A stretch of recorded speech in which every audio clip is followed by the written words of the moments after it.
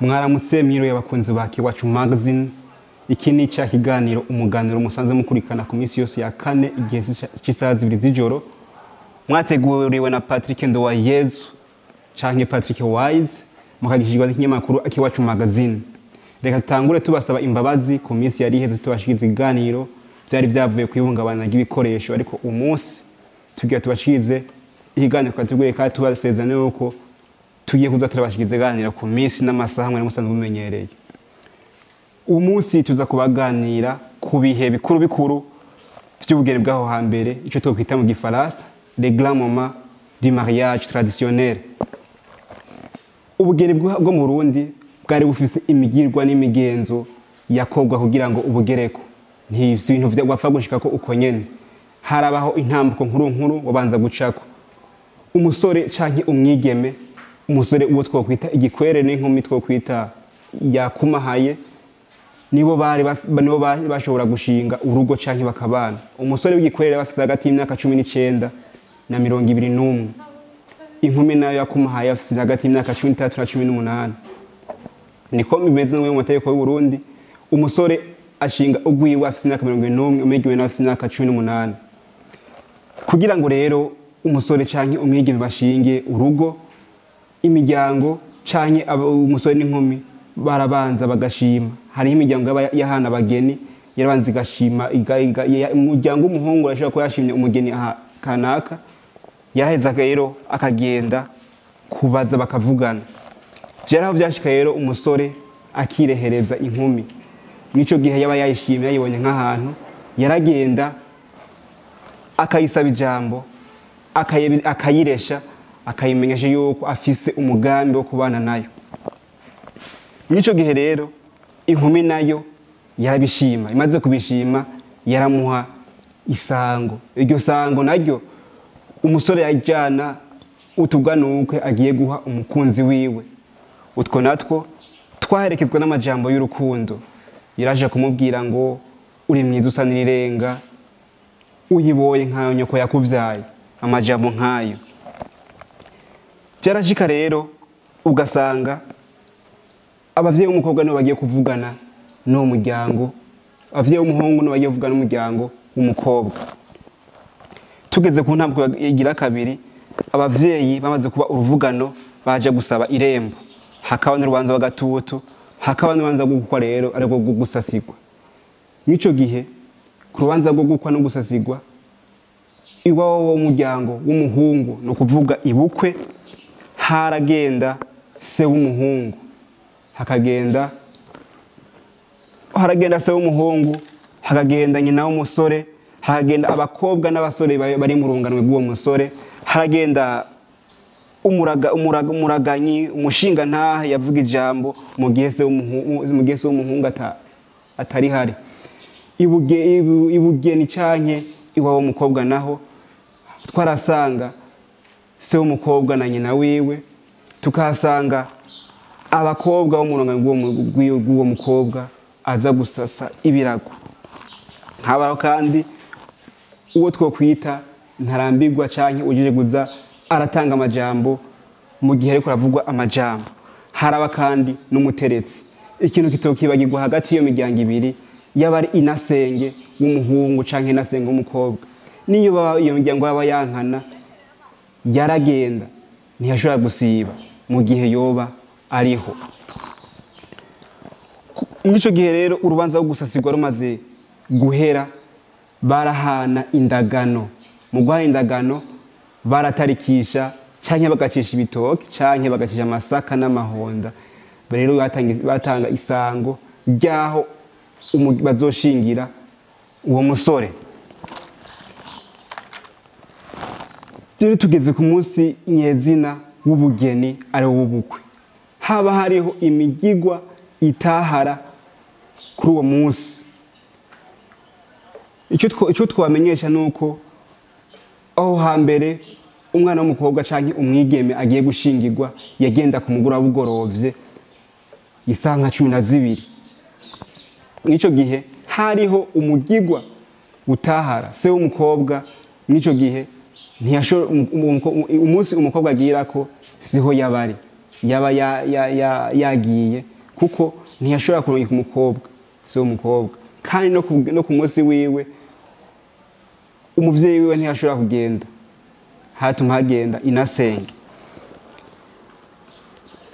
Rero umukobwa yava imuhira ku mugoroba bugorovye aherekejwe abashingizi, umushinga ntahe arungitswe na se w'umukobwa aserukira se w'umukobwa, hakaba abakobwa mu rungano rwiwe, inshuti, abagenzi bari nasenge bakerekeza iyo uwo mukobwa agiye kuhabirwa. Bagenda baramuririmbira indirimbo bamwereka yuko bari kumwe batamusize kandi batagiye kumuta. Ariko umukobwa naho bamuririmbira izo ndirimbo ntiyashobora kumva ko atekanye kuko yabona ko agiye mu gahinga kanyaganande, agiye ahantu atamenyereye, agiye nko gutabwa ahantu batasubira kumara kuko yajabuka inzuzi akarenga imisozi n'iyindi agiye iyo musore. Amaze gushikaho rero barakira abandi ariko wewe ntibashoka bamwakira, yabanza akaguma hanze. Nico gihe rero amaze gusigara ku irembo haba hariho igituma yasigara ku irembo, yabarindiriye inka y'irembo. Inka y'irembo rero kari agashimwe canke inka isebukwe yaha uwo mukobwa mu kumwereka yuko amwakiriye mu muryango wiwe. Haba hariho n'izindi mvo zatuma umukobwa adashoka yinjira. Izo twaravuga nk'umukobwa babanza kurindira imbere yuko winjira kugira banze kuraba yuko umugeni bakoye koko ariwe babazane batabagurije. Ubundi yindi mvu ya kabiri yatuma aguma hanze, hari igihe washobora gusanga umuryango agiyemwo utatanze inkwano zose. Nico gihe rero barabanza bagaheza ikintu c'inkwano, inkwano zasigaye bakazitanga hama bagaheza gutanga uwo mugeni. Imvo igira gatatu niyo twabwiye yuko yarindiriye ko amuzanira inka y'irembo hama agaheza kinjira. Amaze kwinjira agashika urubanza rwarabandanya hakavugwa ijambo. Iryo jambo rero hatangura kuvuga se w'umuhungu yakira umuryango wa se w'umukobwa, abaha ikaze mu rugo rwiwe. Amaze guheza umukobwa se umushinga ntaye yasurukiye umuryango w'umukobwa nawe arakira ijambo agashima icicaro. Amajambo amaze guhera haba hariho abagore, haba hariho abakobwa babiri bateguwe baca baja gucana agacanwa mu nzu yabo bageni canke yabo bajene mariye. Bamaze hacaho n'abandi bagore batatu canke babiri baca bacisha uwo mukobwa inyuma y'urugo bakamujana mwa ya nzu ya wa musore. Basanga vyose bitunganije bagasangayo n'umusore. Bamaze kumushikanayo rero nta kindi bakora, bacamusigayo bakaca bo bagenda inyuma. Mw'ico gihe haca haba umugirwa wa mbere wakurikira wa umugirwa wo kugera imbavu. Kugera imbavu naho bakira akana kakiri gato bakakaryamika hagati yabo barabana. Uwo mugirwa wo kugera imbavu rero wari ufise insiguro ikomeye cyane, waba haba ari mu ntumbero yo kwipfurizanya hagati yabo kuzorondoka bakavyara hungu na kobwa. Ivyo birangiye haca haba uwundi mugirwa wo guca ince canke gukura ince. Ico rero ince ifise insiguro zibiri mu Kirundi. Ijambo rya mbere, ince zari impuzu umukobwa canke umugeni yava iwawabo yambaye, yava kwase yambaye. Izo rero umuhungu yarazimukura kugira ngo amwambike izindi mpuzu twita impuzu z'ubugeni.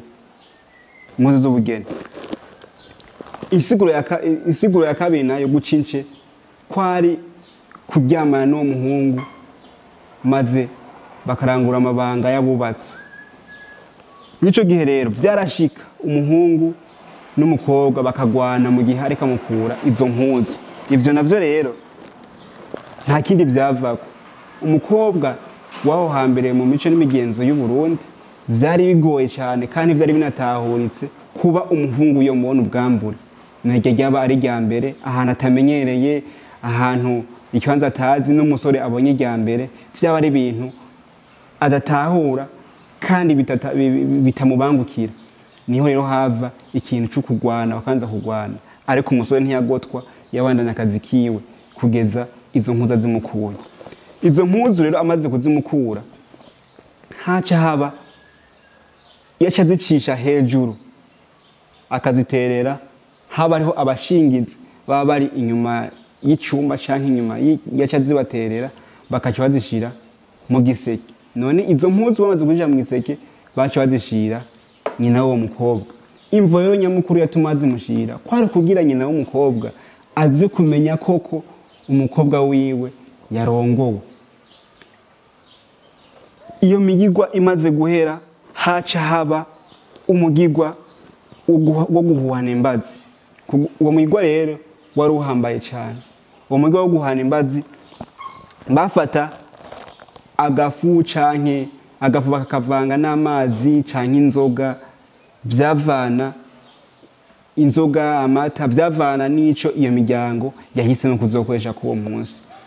Uwo guhana imbazi rero vyari bifise insiguro ihambaye kuwo munsi w'ubugeni. Nico gihe bukeye rero vyaba bukeye ubugeni bwaraye bubaye, haraba umugwi w'abagore watunganirwe canke washizweho nawe wawo mukobwa, bazinduka kare mu gitondo kuraba uko vyaraye bigenze. Nico gihe rero umubaraza bakabaza umuhungu, bakabaza none waraye vyagenze gute. Nico gihe rero mu gihe umusore yasanze umukobwa akiri isugi, mu gihe yasanze akiri isugi, harabaho amajambo yakoresha. Yaravuga ngo nasanze ari umushike koko. Nico gihe baramenya neza yuko avuze ko yasanze umugeni we canke umugore wiwe yasanze ameze neza, yasanze batamwononeye. Harabayo n'indi jambo yakoresha mu gihe asanze umugore wiwe baramuhejeje. Mu iki gihe tugezemwo barashobora kuvuga mu gihe ngo basanze ngo baramuriye. Nico gihe rero yakoresha ijambo rivuga ngo nasanze zaronye. Nico gihe yavuze icyo jambo baca bamenya neza yuko basanze karabaye. Ibibazo nk'ivyoye vyarabazwa kandi no ku mukobwa, bakamubaza ukuntu barabonye umugabo wiwe ibi na biri. Nico gihe nawe rero harabaho amajambo yakoresha mu gihe yasanze umugabo ameze neza canke atameze neza. Nico gihe umugabo yareka kumenya neza ku mugore gute. Ni kurya twe guhita mu gifaransa yuko umugabo ari impuissant, yaba adashoboye kurangura amabanga y'abubatsi. Nico gihe mu gifaransa twavuga ko atatomba en election, niko vyabimeze. Nico gihe rero umukobwa asanze umugabo we ameze neza, ari puissant, ashoboye kurangura amabanga y'abubatsi, mu kubamenyesha abo bagore barungitse n'imiryango yabo yuko yasanze imeze neza, yavuga ijambo ngo narongowe n'umugabo koko. Ariko mu gihe asanze umugabo atabishoboye, yavuga ngo nabiriwe n'umugore nkanje. Ayo niyo majambo yakoreshwa.